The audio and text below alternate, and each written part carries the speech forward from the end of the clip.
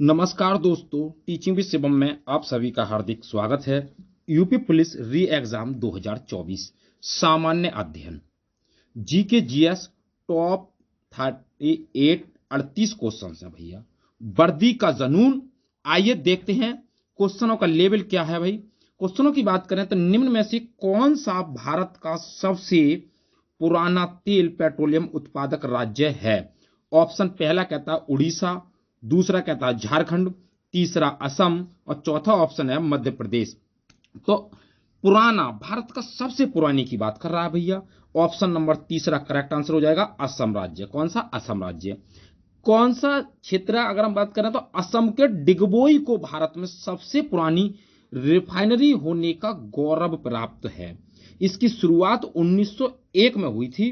तो कहां पर? डिगबोई। कहां पर है ये? असम में। तो ऑप्शन नंबर तीसरा करेक्ट आंसर है। आइए अगला क्वेश्चन क्या कहता है। एशिया के निम्न देशों में से कौन सा देश तेल पेट्रोलियम का सबसे बड़ा उत्पादक देश है।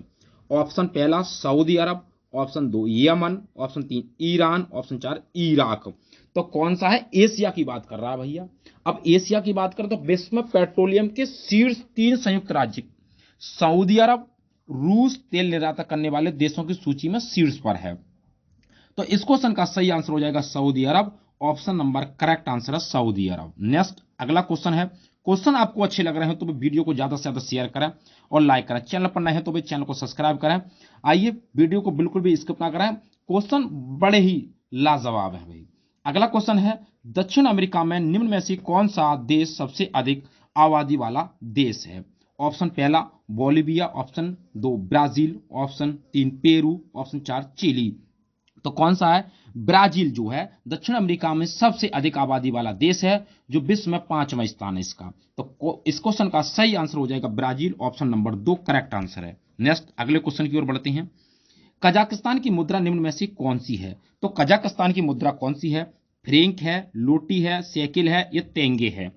तो भैया कजाकिस्तान की जो मुद्रा है, कजाकिस्तान की मुद्रा हो जाएगी कौन? तेंगे। ऑप्शन नंबर तीन करेक्ट आंसर है तेंगे।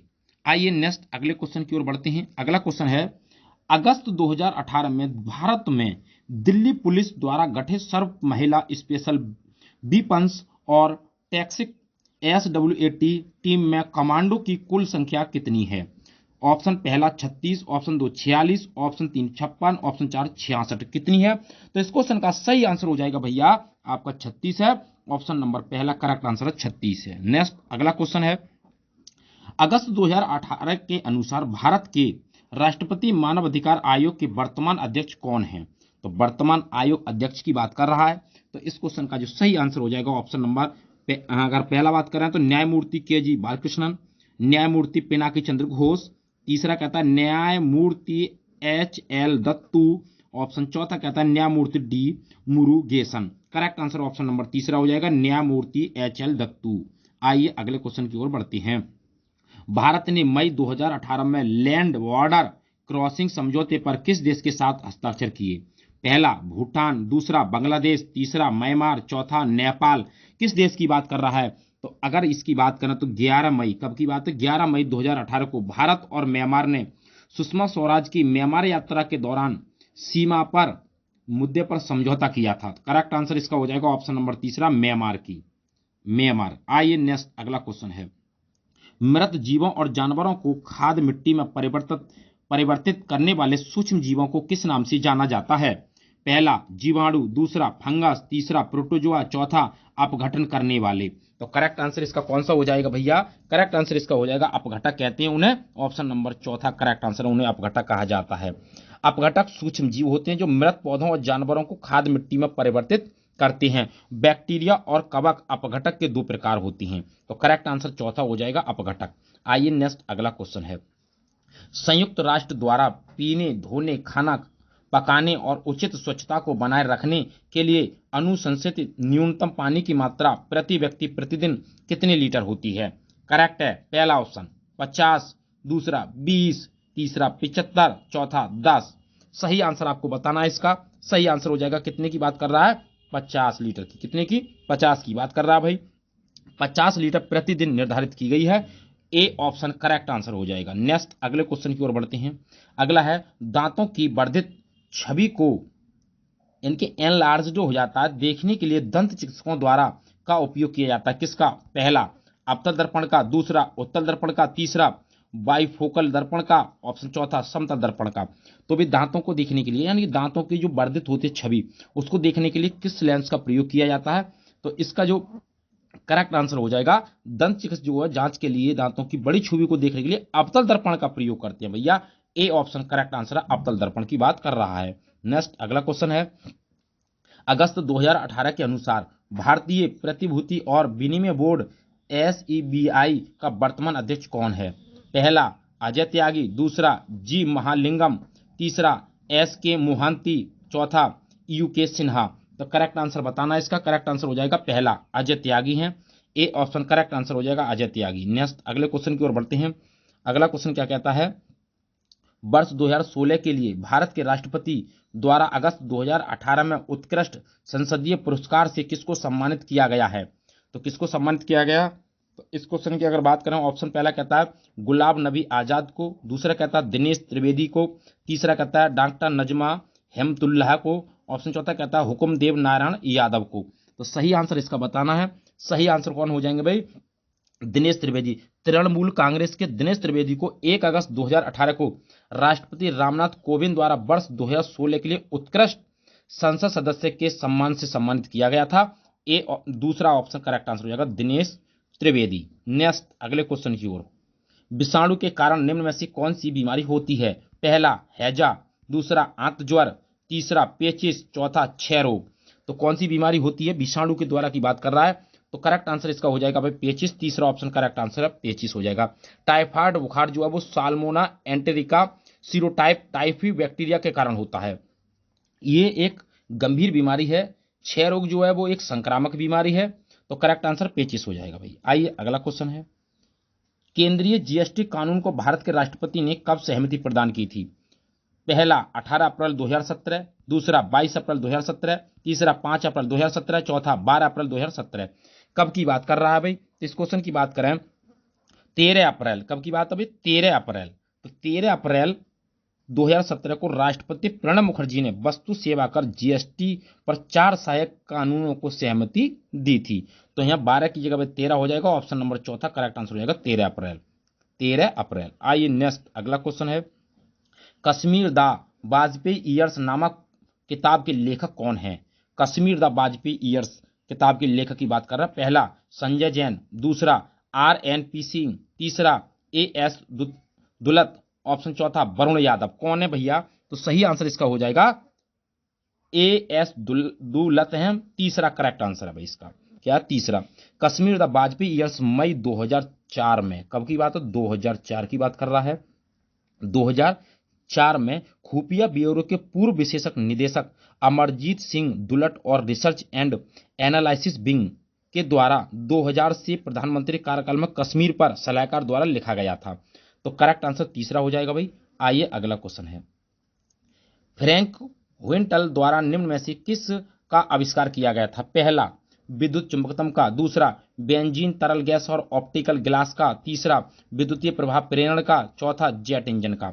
तो सही आंसर बताना, इसका सही आंसर ऑप्शन नंबर चौथा हो जाएगा, जेट इंजन का आविष्कार किया गया था। आइए नेक्स्ट अगले क्वेश्चन की ओर बढ़ते हैं। अगला क्वेश्चन है।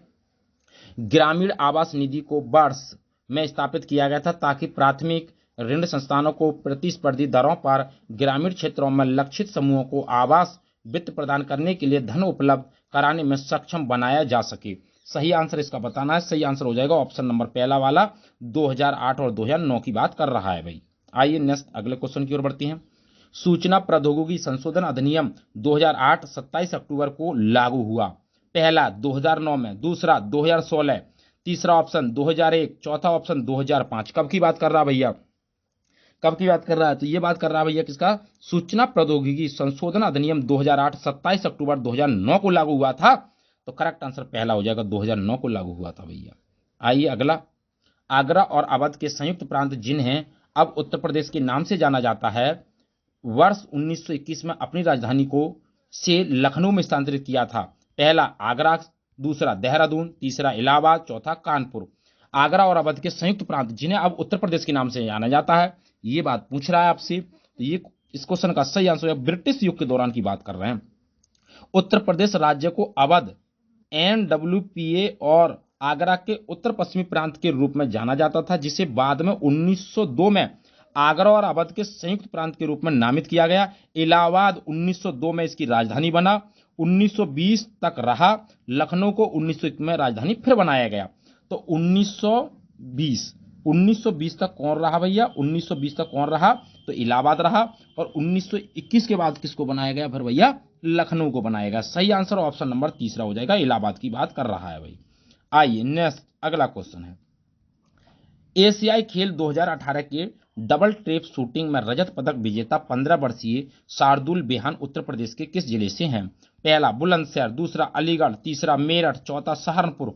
कौन से जिले की बात कर रहा है भैया? कौन से जिले की बात कर रहा है? तो हो जाएगा मेरठ के हैं शार्दुल, तीसरा ऑप्शन करेक्ट आंसर है। नेक्स्ट, एक जिला एक उत्पादक योजना के तहत हस्त निर्मित कागज के उत्पादन के लिए उत्तर प्रदेश के किस जिले को चुना गया है? पहला अमेठी, दूसरा जालौन, तीसरा देवरिया, चौथा कुशीनगर। किसे चुना गया भाई? एक जिला एक उत्पादक योजना के तहत। तो सही आंसर इसका हो जाएगा भाई जालौन को चुना गया है, दूसरा ऑप्शन जालौन हो जाएगा भैया। अगला है, वाल्मीकि का आश्रम ब्रह्मव्रत में था जो है? पहला बिठूर में, दूसरा झांसी में, तीसरा ललितपुर में, चौथा उरई में। तो ये कहां पर है? सही आंसर हो जाएगा उत्तर प्रदेश की सांस्कृतिक विरासत रामायण और महाभारत यानी महाकाव्य काल की अवधि है। स्थानीय लोग दृढ़ता से मनाते हैं। रामायण के लेखक वाल्मीकि का आश्रम जो है ब्रह्मव्रत कानपुर जिले के बिठूर में है। कहां पर? कानपुर का एक जिला है बिठूर। तो पहला ऑप्शन करेक्ट आंसर हो जाएगा बिठूर। आइए अगला क्वेश्चन है, गौतम बुद्ध की मां देवदह राज्य के शासक परिवार से थी जो अब उत्तर प्रदेश के किस जिले में है? तो ये किस जिले की बात कर रहा है भैया? देवरिया, गोरखपुर, बस्ती, गोंडा। किस देश की, कहां की बात हो रही है? तो गौतम बुद्ध की जो मां थी माया देवदाह के शासक परिवार अब देवरिया जिले में है। तो पहला ऑप्शन करेक्ट आंसर हो जाएगा देवरिया। कहां पर? देवरिया। नेक्स्ट अगला क्वेश्चन है, 1 जनवरी 1985 को उत्तर प्रदेश ने नामक पहला हिंदी समाचार पत्र निकाला जिसे गोविंद रघुनाथ ने संपादित किया था। पहला सरस्वती, दूसरा बनारस अखबार, तीसरा हंस, चौथा जागरण। किसकी बात कर रहा है भैया? इस क्वेश्चन का सही आंसर हो जाएगा बनारस अखबार, दूसरा ऑप्शन करेक्ट आंसर है, बनारस अखबार की बात कर रहा है। अगला है, भेड़ कुंड जहां अर्जुन ने द्रौपदी से शादी करने के लिए मछली को निशाना बनाया था उत्तर प्रदेश के किस जिले में? पहला इटावा, दूसरा फिरोजाबाद, तीसरा फर्रुखाबाद, चौथा बाराबंकी। कहां की बात कर रहा भैया?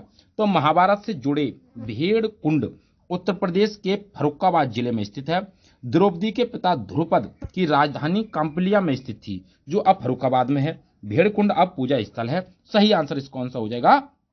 फर्रुखाबाद, तीसरा ऑप्शन करेक्ट आंसर फर्रुखाबाद हो जाएगा भैया।